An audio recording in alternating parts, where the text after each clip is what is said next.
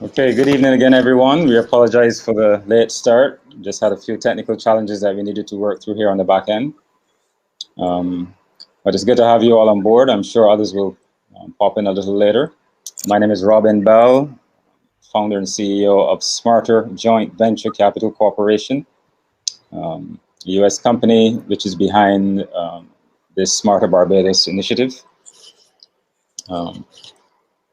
We have three guests with us this evening.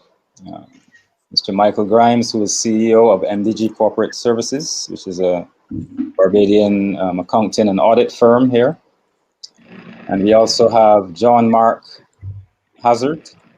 Yes, sir. Who is a co-founder of Beyond Growth Digital, a digital marketing agency, as well as Arturo Menal, the other co-founder of Beyond Growth Digital. Hey, good night, good night. So thank you everyone for coming. Hi. Yeah, thank you, man. Thanks for having us. Yeah. I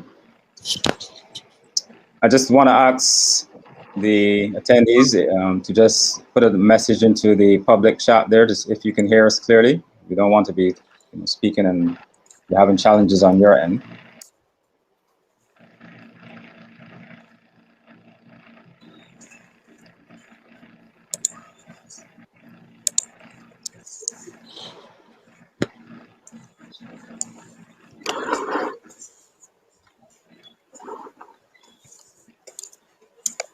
Are you hearing us? Could you please put in the chat yes or no?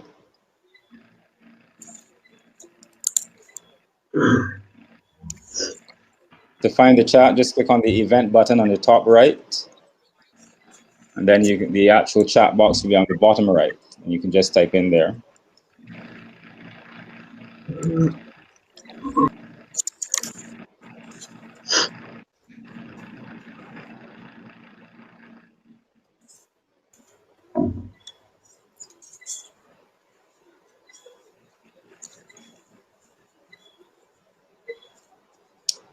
Thank you, Dr. Pascal, for your confirmation there.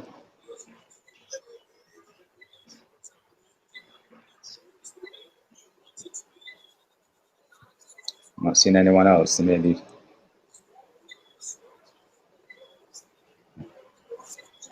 Okay, sound is good for me as well. All right, thanks, Sherry-Ann, appreciate that. So I'm gonna assume that everyone can hear, and we're gonna get started here.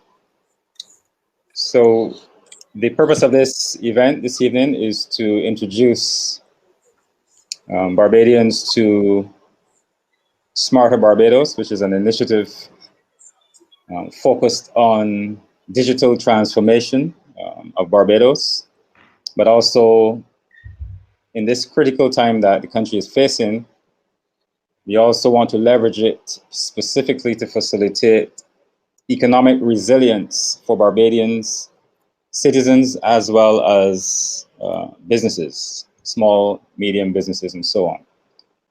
So what we're going to speak about tonight is how we can leverage the digital domain to achieve that objective.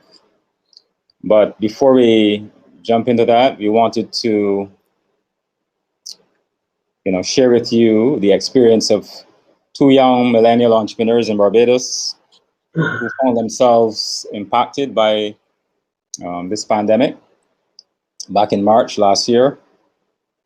And they run a digital marketing agency called Beyond Growth Digital. They do social media marketing, social media management for businesses. And they were impacted by the pandemic, but they didn't just throw up their hands in despair and give up. They went to work and turned things around, made some changes, made some adjustments, and were able to come back, and make a success of what it is they're doing, despite the fact that they're still in the middle of a pandemic situation. So we invited them here this evening, just give you a little background about how they were able to work in the digital domain and still be successful, despite the fact that we're in the midst of a pandemic situation. So John Mark and Arturo, I will hand it over to you. Okay, yeah, great. Yeah, thank you so much for the amazing introduction, Robin. As Robin mentioned earlier, my name is John Mark. I'm the co-founder of Beyond Growth, and Arturo Menal is my business partner. So we've had a lot of highs and a lot of lows when we decided to build this digital marketing agency. We actually started it, well, we came up with the idea back in 2018. We were actually sitting down in our class at UE and we were like, yo, like there is so much competition in the job market. Like, why don't we find a way that we can actually stand out against the competition? And we were both studying marketing. So we were like, yo, let's go out there and build a digital marketing agency. And that's exactly what we did. So we launched it in January of 2019 and we started, going out there looking for clients. So we did cold calls, we sent out cold emails, we literally went through the directory and started looking for businesses that we can like call up and tell about our service, right? So we did that for about like 6 to 7 months and we had like no success there, right? And yeah, so we basically for the whole of 2019 we did that. So then coming on to 2020, we started to get a bit more traction on the local space. So we weren't servicing e-commerce clients as yet because right now we have like the majority of our client base right now is international e-commerce clients, where we have clients all the way from the US, all the way to UK, some from Haiti, etc. But before COVID hit, we were just in the local space. So we had a couple clients here locally. But when COVID actually came around, in 2020, it actually knocked us straight back. We lost all of our clients.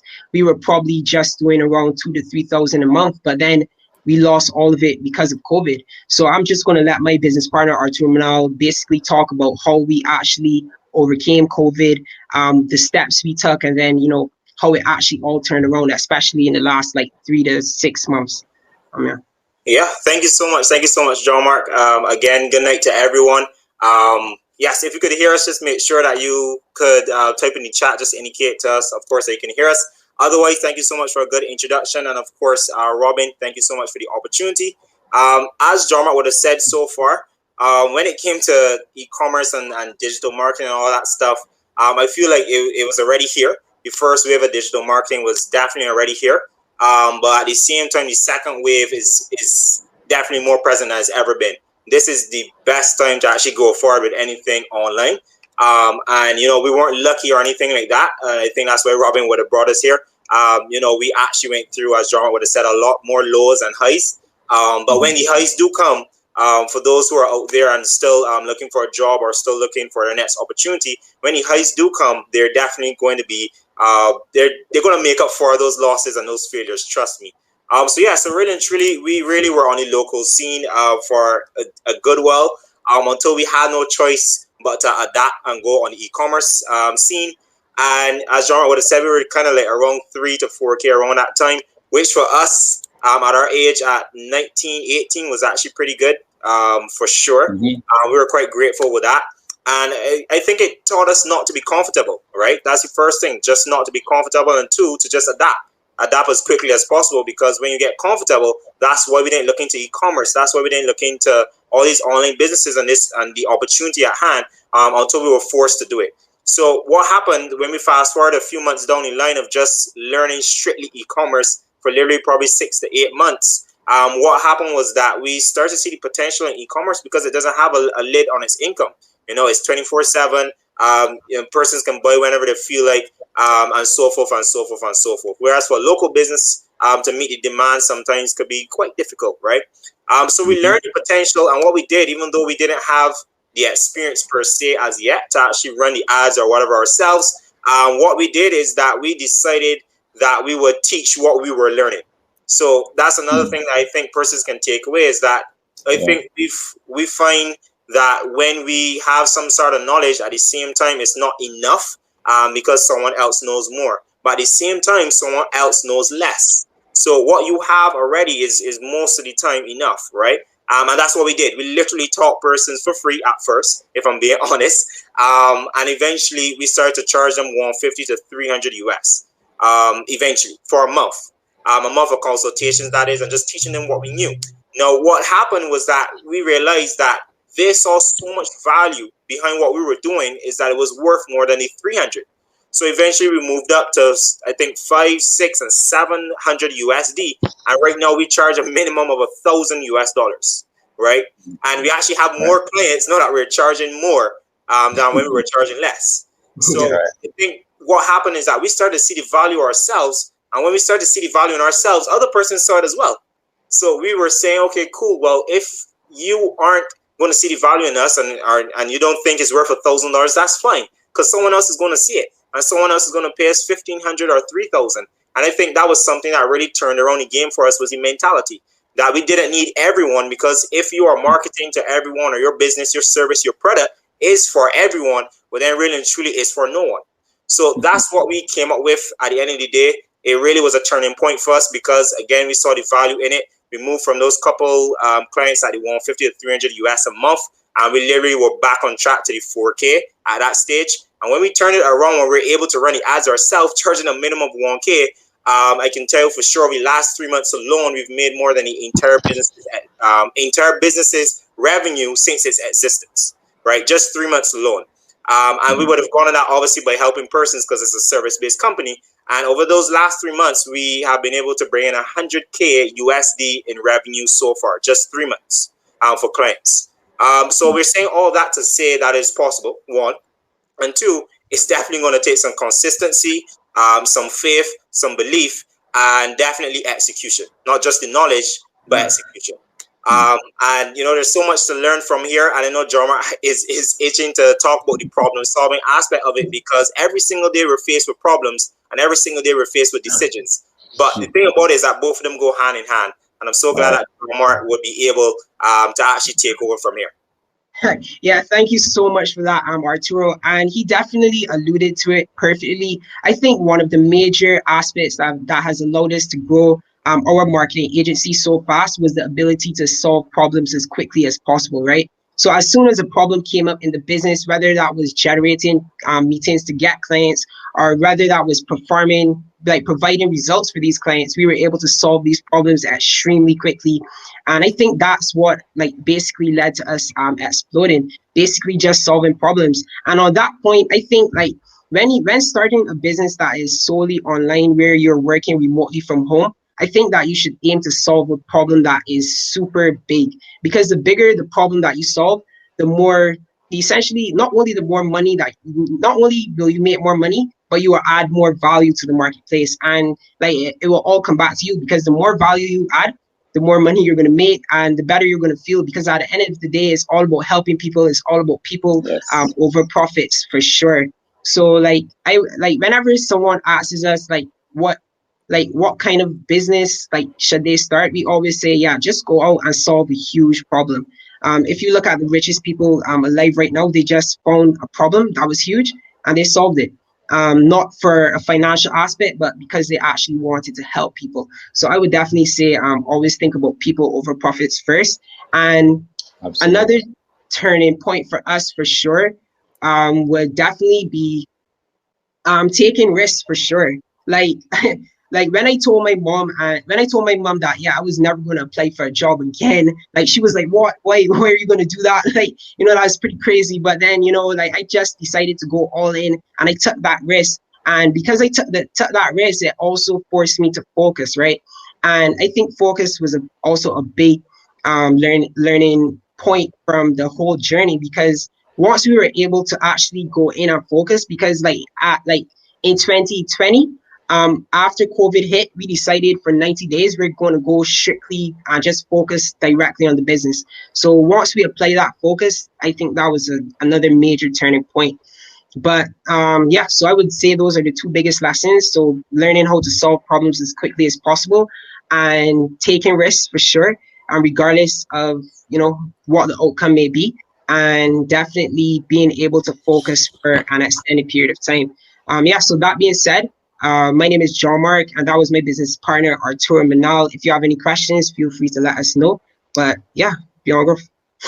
Yeah, Manal, I just want to ask a question here. Sorry, Arturo. Are you guys simply leveraging existing software platforms and technologies, or have you all done any original coding at all for your business? Yeah. At the moment, we're actually using existing. So for us, it would be mainly Facebook, Instagram. Right now, we're getting into TikTok, Snapchat, and those platforms are already out there, because we mainly do ads. And even for email softwares and stuff like that, they're already there. I don't think we've hit the stage where we are at product development as yet, where we've had, let's say we've had hundreds of clients pass through us in a particular space that we could say, okay, this is a really big problem we've found, and we have a big enough sample size to say, okay, cool. Well, with 200 persons, 200 digital marketers, 200 e-commerce businesses doing between 10 and 50K, they have this same problem, is something that we need to get a developer on. So I don't think we've gone to that stage as yet with product development. Our number one thing is always providing impeccable customer service, one, and two, superior results. So I think we focus on that right now, but we haven't gone into that stage. Okay, sounds good. Well, I'm glad to hear that. Not because you're not big enough to need custom development, but I wanted the audience to hear that you're just leveraging existing platforms and software programs that are already available, and that it's not a question of you having to build something in order to be able to build a business online and generate revenue online. So it's important for them to understand that, and to feel confident that they can leverage the solutions and the technologies that we make available to them, to build their own business and revenue on the internet. Yeah. So thanks very much, gentlemen. Appreciate your comments this evening. That's exactly what we were looking for. Thank you. Thank you, man. Yeah, thanks for having us, man. You're welcome. At this time, I'd just like now to ask Mr. Michael Grimes, founder and CEO of MDG Corporate Services, to just give you a little note regarding the, I guess I should say, I don't know if I should say implications, but he would probably correct me. But essentially, the financial aspect of what we're going to be asking you to do or helping you to do, and how that affects the tax situation in Barbados and your responsibilities as a citizen of Barbados. So, Michael. Thanks, Robin, for the introduction. Just let me say at the outset, it's always exciting when I see young people grasping opportunities and running with it. It really is a pleasure to work with young people, young, forward-thinking young people, very progressive young people. So hats off to the young ones here tonight. Thank you. I am a chartered accountant and a chartered corporate secretary by profession. I previously was at Coopers & Lybrand / PwC, PricewaterhouseCoopers, for approximately 11 years. And then I was a senior manager at KPMG before I started my business, MDG Corporate Services, and I've been in existence for close to 20 years. What I heard about this platform, I really was a bit impressed with, because for a long time working in the offshore industry in Barbados, for some of you who might be familiar with IBCs, what we call international business companies, for those of you who don't know about international business companies, they'll soon be gone completely, because it's just to June 30th this year that the last grandfathered ones will be in existence. And after that is all local companies. So from being involved in the offshore sector for so many years, one of the things that the Barbados government attempted to do was to obviously bring foreign exchange into Barbados. So hence the offshore sector was a very, very vital part of that. One of the challenges that we faced was that the premise for offshore business had to be legitimate business. In other words, it just couldn't be a sham company where you hide transactions through it. And we saw how much problems that caused for Barbados in the past. All that being said, the challenges for Barbados, the main challenge for Barbados was, how then do you, in a small island, which is 166 square miles, bring substantive business to Barbados? And for a long time, as most of you may be aware, Barbados really had to exist on the skills and the talents of its people, because we didn't really have any natural resources unlike Jamaica and Guyana and Trinidad. So the challenge was then, how do you make money with legitimate business from having such a small footprint? And I'm talking about land space here. So we had Intel here some years ago, and they eventually pulled out. We had PRT, that they had a program developing company here in Harbor Road, but in reality, they just had a small part of the business here. And if they had all of the technical capabilities that they needed from Barbados, it would have meant that there would have been nobody left to service the other companies in Barbados. So our size was always a challenge for us. So the answer always had to be technology.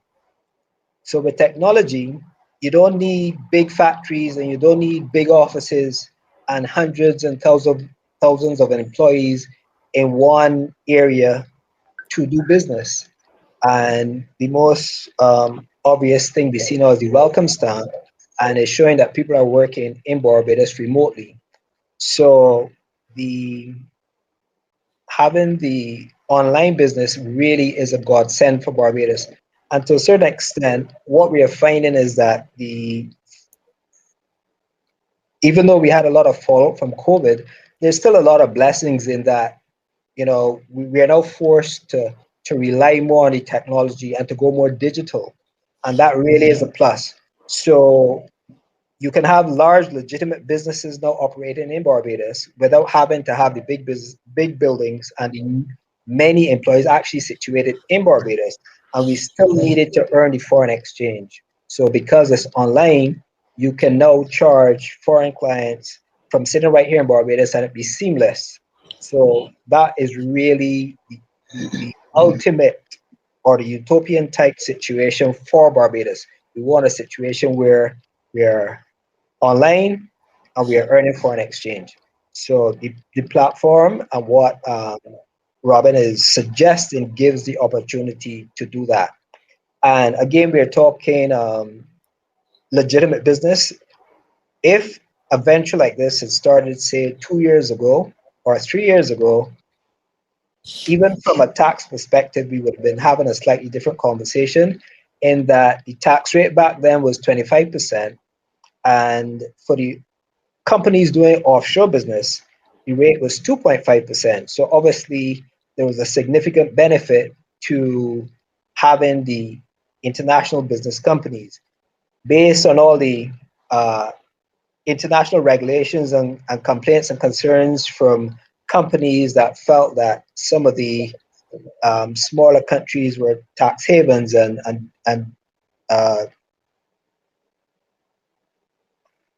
taking away some of their tax income, they decided then that you have all these rules in place. So therefore, Barbados being forced to comply with that, we no longer have offshore companies. But the upside of that is that the tax rate is now being reduced to 5.5%.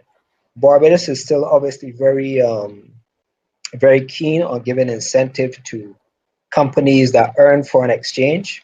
And if you generate employment, that's even a bigger plus. So there are benefits for companies that employ persons, and for companies that earn foreign exchange. Unfortunately, in this environment, there had to be limits. So we're talking about, it being worthwhile. You can apply for a foreign currency permit, but that wouldn't make sense unless you're earning well over $1 million US a year. But there's still the incentive there for companies that generate foreign exchange. So I am really happy to see that you're here looking to see what opportunities that there exist in terms of the digital platform, because again, it is significant benefit. It is of significant benefit to Barbados in the offshore sector, earning the foreign exchange and providing employment for the people here. There are tax things that you can do to, again, reduce that 5.5%, but again, it would have to be, income would have to be significant enough to justify the additional costs to make sure that you pay less taxes. But those are things that you can explore once you have started and you build your market and your income. And those are things that we'd be happy to discuss with you. And again, as I said, we always like to work with small businesses. So, feel free to reach out to us with any questions that you may have. And we would be quite excited to work with you. Okay, thank you very much, Michael. So that sets the tone. Essentially, we just want to make it clear that we're doing everything above board here, and that this operation and this program is not about hiding revenue or income from the Barbados government and so on. There's plenty of income and revenue to be made, so that paying your taxes and so on should not be an issue.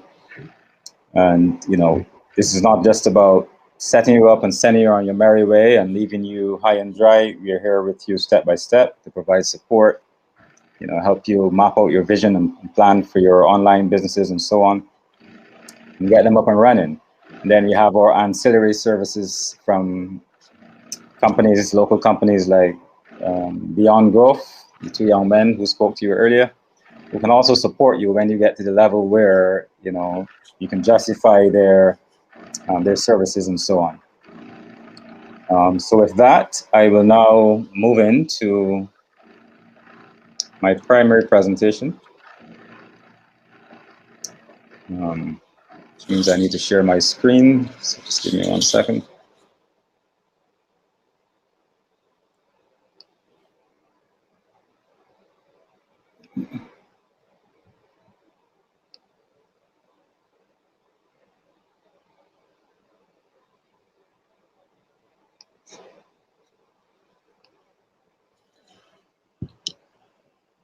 Okay, so this is the event, 2021 Barbados Digital JOB Fair, Go Digital.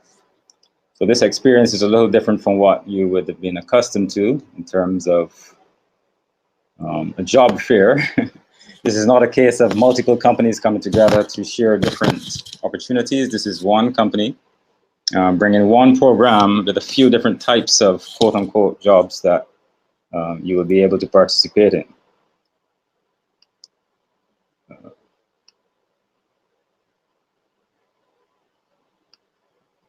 So warm welcome to all of you again. Thank you for coming out. This session is being recorded, and we will make it available for you to go back through in a few days' time. And you'll be able to then reach out to us in the social lounge or in our Smarter Barbados booth on this platform at any time. You can come and go as you please, log in and log back out and what have you. And we'd be happy to interact with you there and answer any additional questions that you have.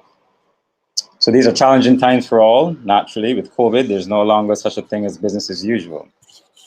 And to thrive in this environment, we all have to do things differently. And I would say very differently. Okay.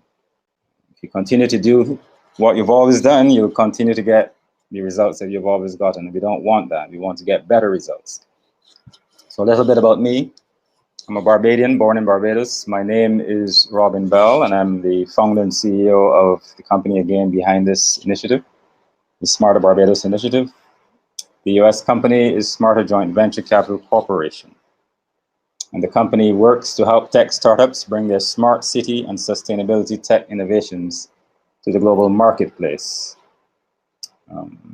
Essentially, startups out there are building solutions and technologies that will make the world a better place and more sustainable, and facilitate more efficient smart cities of the future and so on.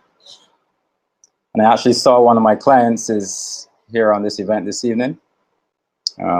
He has a company out of the UK that will be building surveillance drones for agriculture, for defense, for many different industries. And I'm happy to have him here and happy to have him as a client, working to help move his business forward. I actually have another drone company as a client out of the US, and they're building another remarkable set of drone technology. Their drone is a large drone that will be able to transport large 40-foot shipping containers autonomously up to a distance of 700 miles in one go. And they're also building a special type of shipping container that is superior to the shipping containers that we have today. But that's a discussion for another time. My purpose here is to use my knowledge, technology resources, business development skills, my contacts, etc., to help fellow Barbadians reinvent their financial lives, so to speak, and to thrive despite the negative COVID situation that we're all faced with at this time. So what's the problem? So the first step is to clearly understand the problem at hand. So I want to do that by comparing two very different environments and their respective realities. So first, you have the physical reality, the real estate physical domain. That is the ground that you stand on, the physical buildings that you can touch and live in, and so on. And this is the reality that we're faced with right now. Restricted in-person interaction due to lockdowns and curfews. High rent for business and office space that's unused during the lockdown, ranging from $1,000 a month and up. Lost revenue for businesses because of the situation, lost income for individuals because of the situation. But there's another reality that is parallel to this physical reality.